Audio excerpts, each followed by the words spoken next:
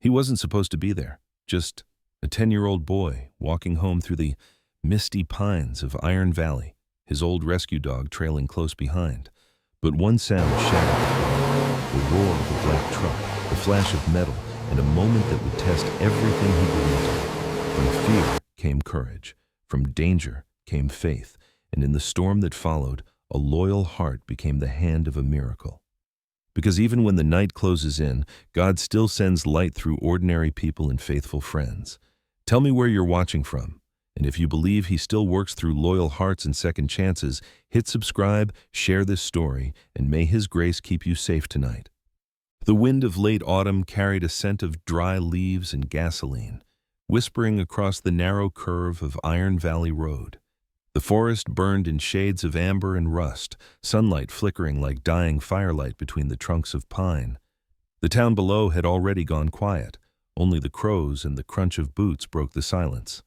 Noah Merrick, 10 years old, walked the edge of the cracked asphalt, his school bag slung over one shoulder, swinging rhythmically against his back. He was small for his age, thin but wiry, with light brown hair that never quite behaved, and a quiet, thoughtful gaze that made him seem older than he was. There was a certain calmness to him, the kind of child who noticed everything: the way the wind shifted, the color of dust on a truck tire, the rhythm of a dog's breathing beside him. That dog was Blaze, a German shepherd whose fur had begun to fade from black and gold to a smoky gray around the muzzle. Once a mountain rescue dog, Blaze carried himself with quiet dignity. His gait was deliberate, his ears constantly twitching, alert to every sound in the woods. At 9 years old, his eyes still burned with a fierce intelligence and loyalty that no years of service could dull. He glanced at Noah now and then as if checking that his young companion was still safe within reach. Noah kicked at a fallen pine cone and sighed. "Almost home, Blaze," he said softly. The dog gave a short huff in response, tail flicking once. The boy's voice barely carried over the rustling of leaves. Ahead, a patrol car sat on the shoulder, the red and blue lights silent but glinting faintly in the sun. Officer Luke Bennett was leaning against the hood, clipboard in hand. He was 35, tall and broad-shouldered, with close-cropped dark hair and a beard shadowing a face that seemed carved from the same granite as the mountains. His uniform fit him neatly, the badge polished to a shine that caught the light each time he shifted. Luke had the look of a man who took orders seriously. Not out of pride, but because chaos had once taken something from him.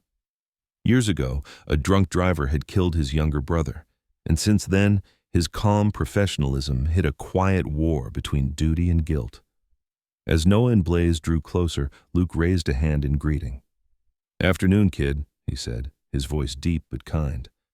"Road's a little slick from the leaves. Be careful walking home." Noah nodded shyly. He admired Luke. Everyone in Iron Valley did. The man had a way of making people feel safe just by standing near them. Then, in the distance, something broke the peace. A low growl, mechanical, urgent. Blaze froze first. His ears snapped forward, hackles rising. Noah turned his head toward the bend in the road. The sound grew louder, angrier. Luke straightened, looking up from his clipboard. The world seemed to hold its breath. A black pickup truck came roaring around the curve, its headlights flashing like a predator's eyes. Tires screeched. The engine roared. Luke's shout barely reached Noah's ears. "Hey, slow! The impact came like thunder. The truck hit Luke squarely before he could step away, hurling him against the cruiser with a shattering crunch. Papers exploded into the air like startled birds. Blaze barked furiously, the sound sharp and desperate. The black truck fishtailed, corrected itself, then sped off down the hill. Noah stood frozen, heart pounding so hard he thought it might burst from his chest. He saw the flash of the rear plate as the truck vanished, 7KV. The last 3 characters burned into his mind as the taillights dissolved into the trees. Then everything went silent, except the faint crackle of cooling metal. Luke lay crumpled near the patrol car, one arm twisted beneath him, blood darkening the gravel. Noah's breath came in quick, shallow gasps. He wanted to move, to help, but his legs refused. Blaze whined low, nudging him, breaking the paralysis. The dog bolted to the fallen man, teeth gripping the edge of Luke's sleeve, tugging, barking toward the forest as if commanding Noah to act. "Stay with him," Noah cried, his voice trembling. "I'll get Dad." He turned and ran, leaves scattering under his feet, lungs burning. The air tasted of rust and panic. By the time he reached the cabin at the edge of the woods, his throat was raw. Inside, Samuel Merrick, Noah's father, was bent over an engine block in the dim light of his workshop. He was in his early 40s, tall but slightly stooped from years of heavy lifting. His hands were thick, scarred, stained with grease. His hair, once black, was streaked with gray, and his face carried the weary calm of a man who had seen too much smoke and too many funerals. A former firefighter, Samuel had left the city after a blaze claimed his crew captain, his best friend, and had retreated to Iron Valley for quiet work and clean air. He looked up as the door burst open. "Noah? What? There's been an accident. The officer, he's hurt. Blaze stayed." Samuel didn't waste a second. He grabbed the emergency kit from the wall, slung it over his shoulder, and was already out the door. Noah followed, trying to match his father's long strides as they tore through this forest path. When they reached the road again, Blaze was still there, standing over Luke's body, his chest heaving. The patrol car's lights flickered weakly in the fading daylight. Samuel dropped to his knees beside the fallen officer, checking the carotid pulse with practiced precision. "He's breathing," Samuel muttered, voice steady but tight. He tore open the medical pack, pressing gauze to Luke's temple where blood trickled down. "Hang on, officer. Stay with me." Noah hovered nearby, clutching Blaze's collar. The dog's fur bristled, his gaze fixed on the curve of the road where the black truck had vanished. His ears twitched, listening, waiting. In the distance, the faint echo of a Niswa. Engine rose again. Samuel froze, eyes lifting toward the sound. The rumble was deeper this time, slower, deliberate. It wasn't the roar of someone fleeing. It was the growl of someone coming back. The wind shifted, carrying the scent of oil and burnt rubber. Blaze growled low in his throat, muscles coiled. Noah's fingers tightened on the collar. "Dad," he whispered, voice small and shaking. "They're coming back." Samuel's hand went to the flashlight at his belt, his other hand hovering protectively in front of his son. The road ahead gleamed under the dim light, empty, silent, until a shadow moved behind the trees. Headlights flickered once, then vanished. The air went still again, heavy and watchful. Somewhere deep in the forest, a raven cried, and just like that, the quiet town of Iron Valley felt less like home and more like a place that had begun to keep secrets.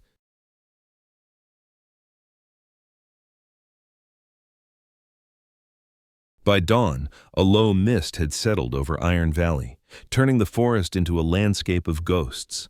The morning sun fought through it in thin golden lines that barely reached the earth. The road where the black truck had struck was quiet now, though a few dark stains and torn paper scraps still whispered what had happened.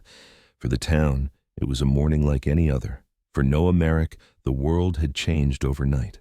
He sat by the window of the small cabin, still in his pajamas, his breath fogging the glass. His eyes were heavy from the sleepless night, but his mind refused to rest.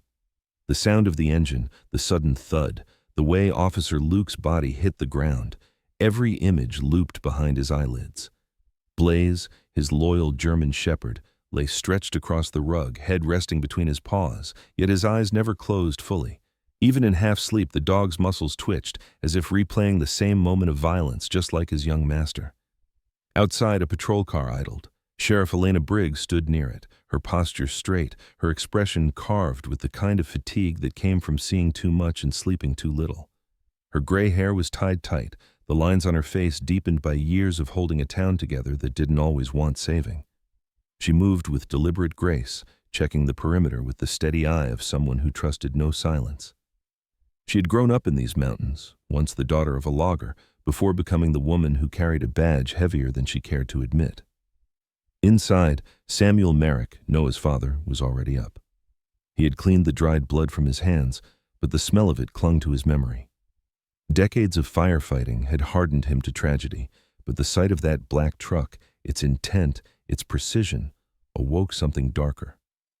A man learns to read danger when he spent years pulling bodies out of burning houses, and what Samuel saw in that road wasn't recklessness, it was purpose. He spoke briefly with the sheriff before she left, and Noah caught fragments of their conversation through the half-open door. The boy didn't understand every word, but he recognized the tone, cautious, weighted, afraid of what might follow. The letters 7KV, the numbers that had branded themselves into his mind, were now written in Elena's notebook. She had looked at them with an expression Noah didn't forget, the way her pen paused mid-air as though she'd seen those letters before. The morning passed slowly. The cabin felt too small, too fragile. Samuel left for the workshop down the road, promising to be back by noon. Noah tried to read one of the adventure books stacked near his bed, but the words slid off his mind. Blaze, sensing the unease, pressed close to his leg, his warm body a living reassurance that the boy wasn't alone. Around midday, the air changed. The forest, usually full of chatter and rustle, grew still. A faint vibration rolled through the ground, the hum of an engine approaching. Noah looked up. Through the thin veil of mist, a gray pickup truck appeared at the end of the path, creeping closer than any delivery truck ever did. The engine cut, leaving only the soft click of cooling metal. A man stepped out. He was tall and angular, his build lean but strong like a man used to hard work. His hair was dark and slicked back, his jaw rough with unshaved stubble, and his eyes, restless, gray, alert, moved too quickly to belong to someone at ease. His clothes were ordinary, jeans and a black leather jacket, yet the way he wore them carried an undercurrent of danger, a man always ready to leave or to fight. Noah froze behind the window, his pulse racing. The stranger scanned the yard, then his gaze landed on the cabin. For a moment, his expression softened into something resembling civility, a polite smile without warmth. He lingered too long before returning to his truck. The vehicle turned and drove off, leaving a faint trail of dust that settled slowly in the golden light. When Samuel returned later, Noah told him what he'd seen. His father didn't say much. He only checked the locks twice and made sure the rifle above the door was still loaded. That evening, he didn't play the radio or hum while he worked. The only sounds in the cabin were the soft crackle of the fireplace and Blaze's breathing. Night descended with unusual quiet. The forest outside seemed to hold its breath. Even the owls kept their distance. Noah lay in bed but couldn't sleep. The silence had weight, pressing down on him. Then, through the darkness, came the faintest sound. 3 soft knocks against the window pane. He froze, heart pounding, afraid to move. Blaze's ears twitched. The dog stood, muscles tense, and released a low, throaty growl. Noah turned his head toward the sound. The knocks came again, deliberate, patient, almost curious. He wanted to call for his father, but the fear in his throat felt thick and heavy.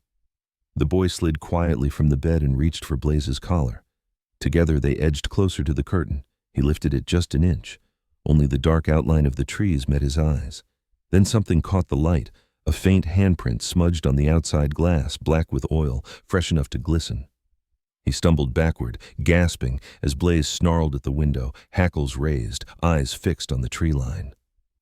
Minutes passed before Samuel burst into the room, flashlight in hand. He found nothing outside. No tracks, no figure, no engine, just the sound of leaves shifting under a breeze that hadn't existed a moment ago. But on the sill, his light revealed what Noah had seen. A black, greasy fingerprint and a faint scratch across the wood, shaped like the edge of a ring. By morning, Sheriff Elena was back. Her investigation had already begun to pull threads loose. The plate Noah had remembered belonged to a company that didn't exist anymore, Serpent Logistics, a transport group, shut down after smuggling accusations 2 years prior. Its owner, Rick Harland, had once worn the same uniform she did. Before the scandal, before the firing, before his name disappeared from every public record. Elena stood by the porch, her notebook half filled, her jaw tight. The fog had lifted by now, and the sun fell in sharp beams across the yard, yet the air felt colder. In her gut, she knew Iron Valley was waking up to something long buried. From his window, Noah watched her leave. Blaze sat beside him, head resting on the boy's knee, eyes trained on the forest. Between the trunks, far beyond where the sun reached, a sliver of metal caught the light. Silver, small, deliberate, like the glint of a watch or perhaps a gun barrel. It vanished as quickly as it came. Noah didn't tell his father what he'd seen. Some truths felt too heavy for daylight. And somewhere deep among the pines, a man adjusted his scope and whispered into a radio that hissed softly with static. The boy's alive. For now. The morning after the knocks, the air in Iron Valley hung cold and still, heavy with the scent of damp pine and iron. The fog rolled low across the forest floor, curling between roots and stones like smoke escaping from some unseen fire. From the porch of the Merrick cabin, the world appeared half erased, only outlines of trees and the faint hiss of wind through their branches. It was the kind of silence that made sound feel like trespass. Inside, Noah Merrick sat quietly at the table, tracing the rim of his mug with one small finger. He had not told his father about the voice in the night or the smudge on the window. The truth lingered like a shadow at the edge of his mind, too real to deny, too frightening to speak. Blaze, his faithful German shepherd, lay beside him, alert and watchful. The dog's fur caught the dim light of dawn, the silver along his muzzle glowing faintly like frost. His ears twitched at every creak of the cabin, every shift of the wind outside. Samuel Merrick stood near the workbench, his posture tense. He had been polishing his old firefighter's knife, though it no longer served a purpose beyond memory. His eyes were fixed on the blade's reflection, but his thoughts wandered far beyond it, to the man his son had described, the one in the black leather jacket. Years in the field had taught Samuel that danger rarely announced itself twice. When it did, it meant it had already chosen its target. He had survived explosions, collapsing beams, and wildfires that roared like living beasts, yet nothing unsettled him like the quiet unease now coiling through his home. He checked the locks again, then the rifle, then the battery on the flashlight. Each motion was steady, controlled, but his hands trembled slightly. A father's fear disguised his vigilance. By late morning, the fog began to lift, revealing a clear sky that promised nothing. A black SUV appeared on the dirt road, cutting through the mist like a shadow made of glass. It stopped a few yards from the cabin. Sheriff Elena Briggs stepped out, followed by a man Noah had never seen before. The stranger moved with the stiff confidence of someone who carried a gun even when he didn't wear a uniform. He was in his early 40s, tall, his frame solid beneath a dark coat the color of ash. His face bore a faint scar from his left temple to his jaw, a single pale reminder of violence survived.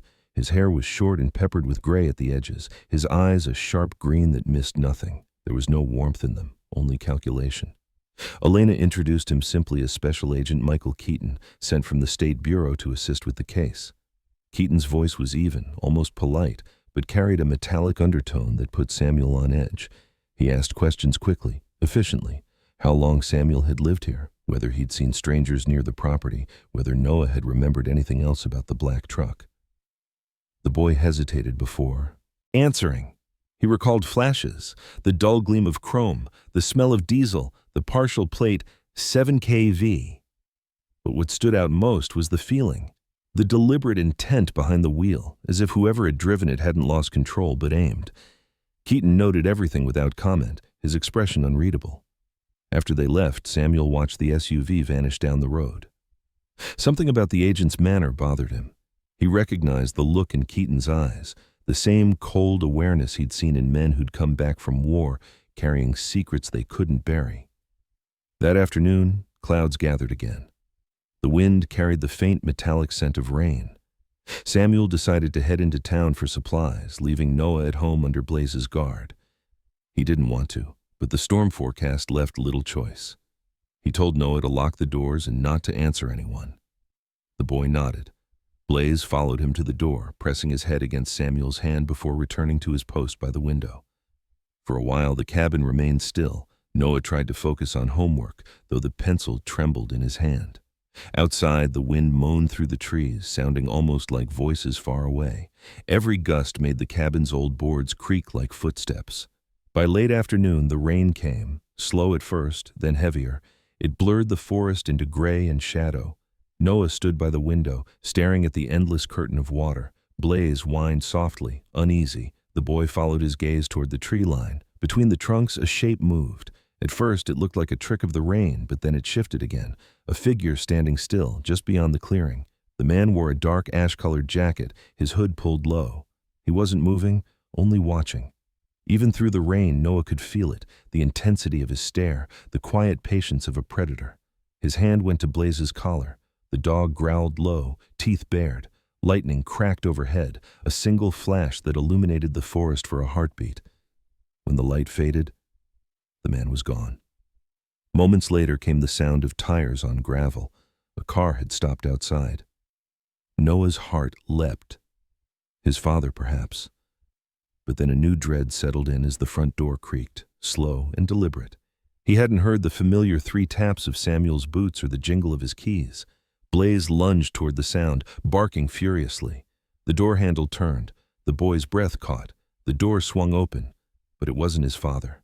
A man stepped in, rainwater dripping from his jacket. His face was half hidden beneath a cap, but when he spoke, Noah recognized the voice, smooth, casual, and terrifyingly familiar. The man from the day before, the one who had pretended to be lost, Dylan Cross. He smiled faintly as he shut the door behind him, eyes flicking to the rifle on the wall and then to the boy. "Easy there, kid," he said, though his tone wasn't soothing. "I just came to talk." Blaze didn't give him the chance. The German shepherd lunged, teeth flashing white. Dylan staggered, cursing, kicking backward as the dog's jaws locked onto his sleeve. The sound of tearing fabric filled the air. Noah seized the moment, darting toward the back door, but Dylan was faster than he looked. He swung, striking the dog across the muzzle, sending Blaze skidding across the floor. The boy froze. Rage and terror collided inside him. Blaze was on his feet again in seconds, limping but defiant. The growl that came from his throat was deep enough to shake the floorboards. Before Dylan could reach for anything else, the sharp wail of sirens echoed through the valley. Red and blue light flashed against the rain. He cursed under his breath and turned to the window. "You got lucky, kid," he hissed, and in one motion he was gone, vanishing into the storm the way he'd come. Sheriff Elena's patrol car arrived minutes later, followed by Samuel's truck skidding to a stop. The scene inside told them everything. The mud prints on the floor, the half-open door, the smell of sweat and rain, and the dog's torn fur. Noah sat trembling on the floor, clutching Blaze, his face pale, but his eyes alive with shock. Outside, the rain began to fade, leaving the forest washed clean but uneasy. From the far ridge beyond the valley, a pair of binoculars watched as the patrol lights flickered below. The man holding them, Rick Harland himself, lowered them slowly. His face was lean, weathered, the kind of face that had forgotten gentleness long ago. The corners of his mouth lifted slightly, though there was no amusement in the gesture. He spoke into his radio, his voice low and steady. "He's seen too much. The next time, we don't miss." The day after the attack bled into one of those restless afternoons when the clouds hang low and gray, threatening rain but never quite delivering it. The trees around Iron Valley stood unnaturally still, their branches heavy with moisture, and the air carried the coppery tang of distant thunder. At the Merrick cabin, the sense of safety that once lingered in the smell of pine and sawdust had vanished. Samuel Merrick spent the morning reinforcing the doors with metal brackets scavenged from his workshop. The rhythmic sound of the drill was almost comforting, something predictable in a world that no longer was. He moved methodically, though his mind wandered between memories of smoke-choked rescues and last night's chaos. He'd faced fire that devoured homes, storms that swallowed mountain roads, but none of those dangers had ever stared back through the window at his child. Noah, meanwhile, sat quietly on the couch, his knees drawn to his chest. Blaze, still limping slightly from the fight, rested his head on the boy's leg. The dog's eyes followed Samuel's every movement, as if aware that the cabin's walls were only an illusion of safety. The faint scent of antiseptic still clung to his fur from the sheriff's visit that morning. The stitches on his shoulder had held, but the scar would stay, a badge of loyalty carved into flesh. Outside, the crunch of tires on gravel broke the fragile calm. Sheriff Elena Briggs stepped out of her patrol car, her uniform damp from the mist. Behind her came Special Agent Michael Keaton, his ash-gray coat blending with the sky. The two approached with quiet urgency, exchanging no words until Samuel opened the door. Elena's tone was low, careful. "The man who broke in, Dylan Cross, we've identified him. Ex-convict, tied to Serpent Logistics before it collapsed. He was Harlan's driver and fixer." Her gaze drifted toward Noah. "He's not working alone anymore." Keaton set a folder on the table, flipping it open to reveal photos. Burned warehouses, empty docks, faces half-lit by flashlights. "Harlan's building something again," he said. "He's reactivating old networks. The hit on Officer Bennett wasn't random. It was a message. Someone in Blue County's department has been leaking files from his original investigation. Harlan's cleaning up the mess." Samuel's jaw tightened. And now my son's part of it. Keaton nodded once, because he saw something he shouldn't have. Those plate numbers, 7KV, connect to an unregistered fleet. If the boy remembered them, Harlan knows he's a liability. Silence fell heavy in the room.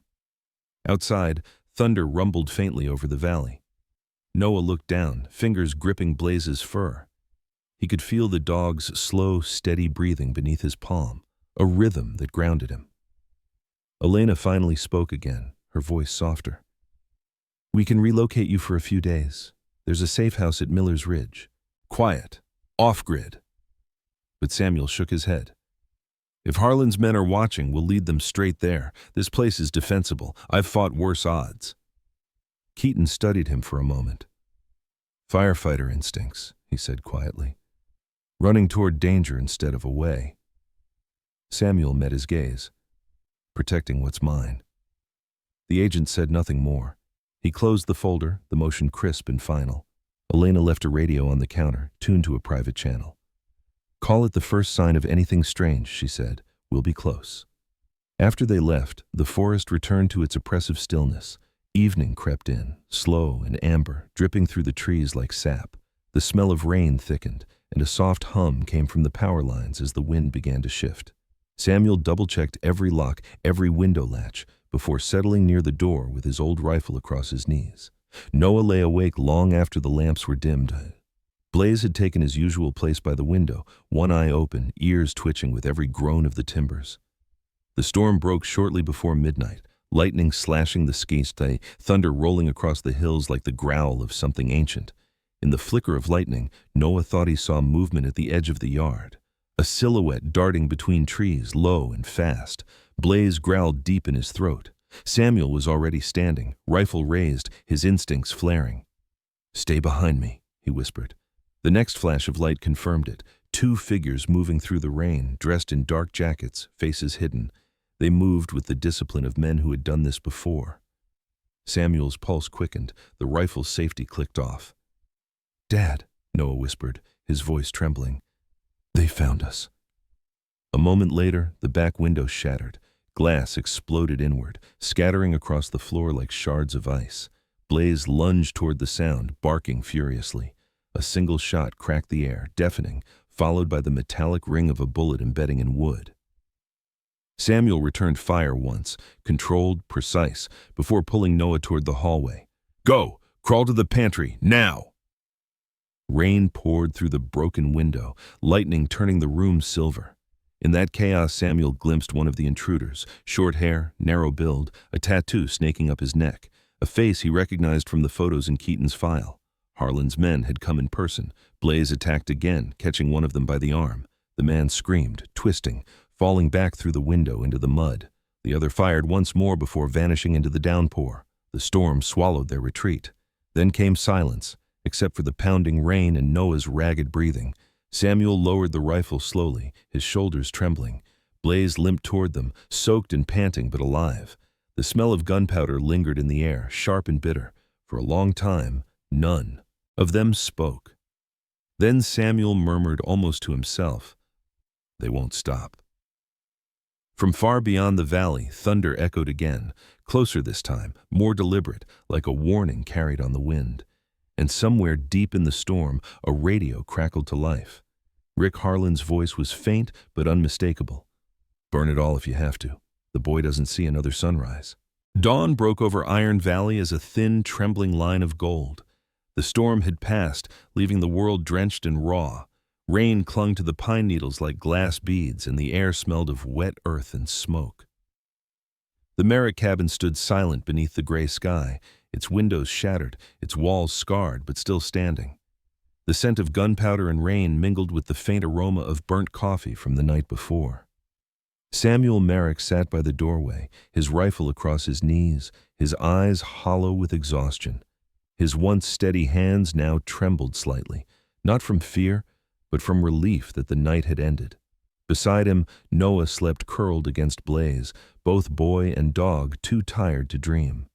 The German shepherd's fur was still damp, his bandaged shoulder rising and falling in calm rhythm. Outside, The first birds dared to sing again, a sound that felt like hope breaking through the ruins. The valley below shimmered faintly with mist, but somewhere in that quiet lay the remnants of danger. Samuel knew they were not safe yet. Somewhere out there, Rick Harland was still alive, watching, calculating.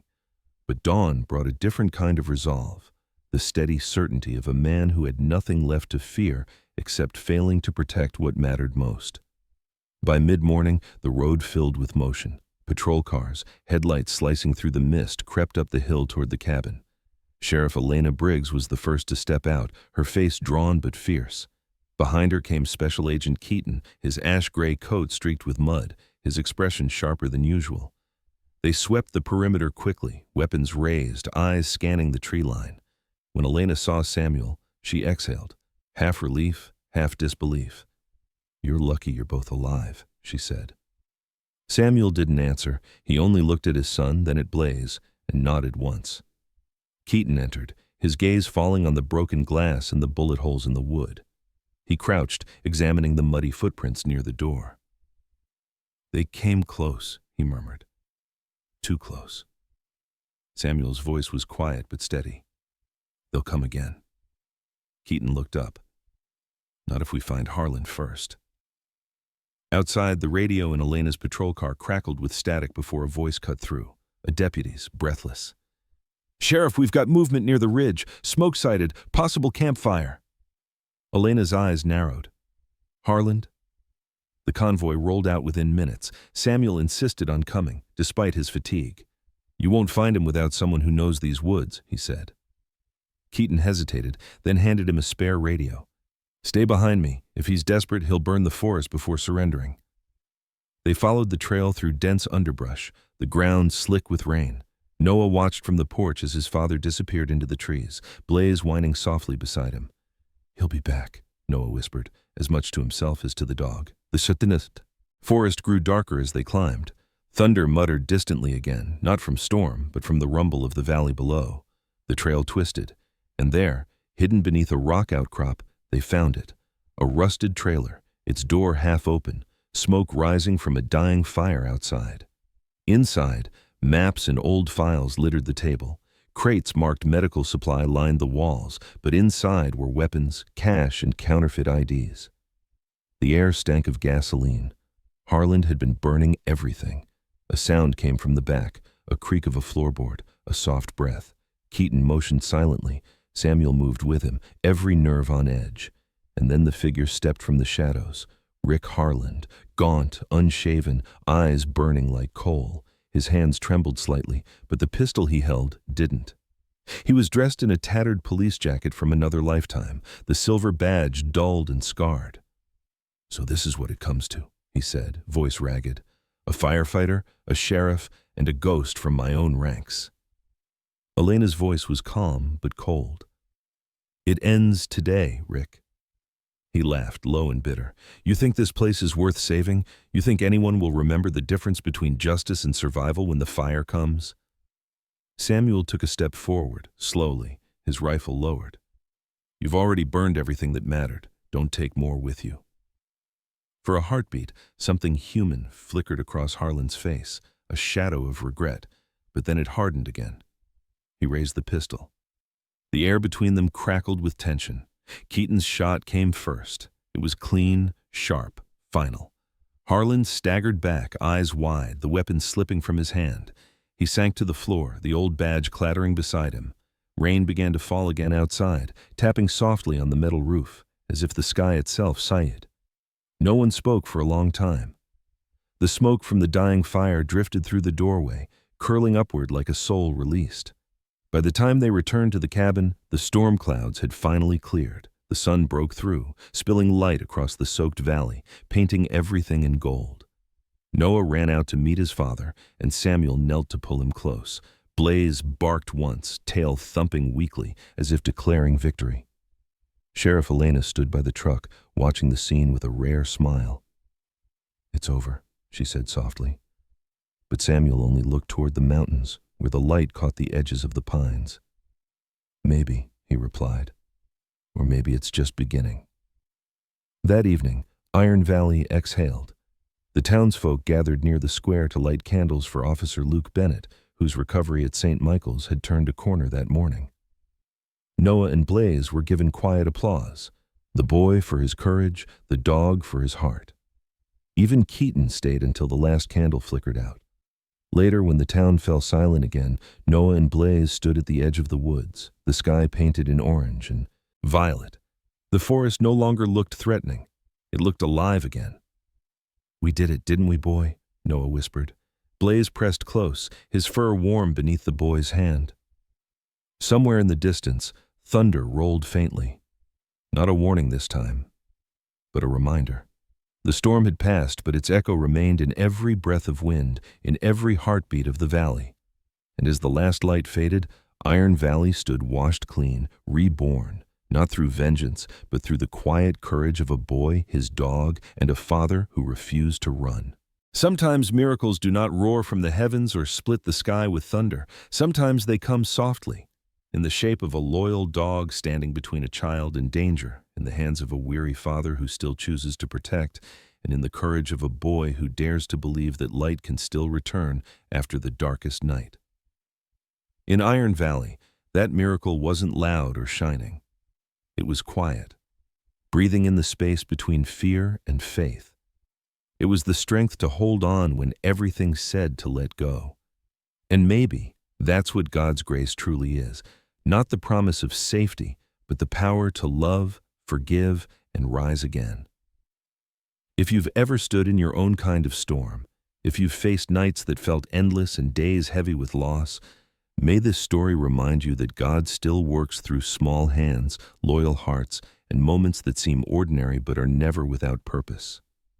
Miracles still happen, in every rescue, every act of kindness, every second chance. So take a moment today to believe again. If this story touched your heart, share it with someone who needs hope. Leave a comment about what faith means to you. Subscribe to our channel for more stories of love, redemption, and the quiet miracles that still walk among us. And may God's grace shelter you and your loved ones tonight, guiding you safely through every storm until the light returns again.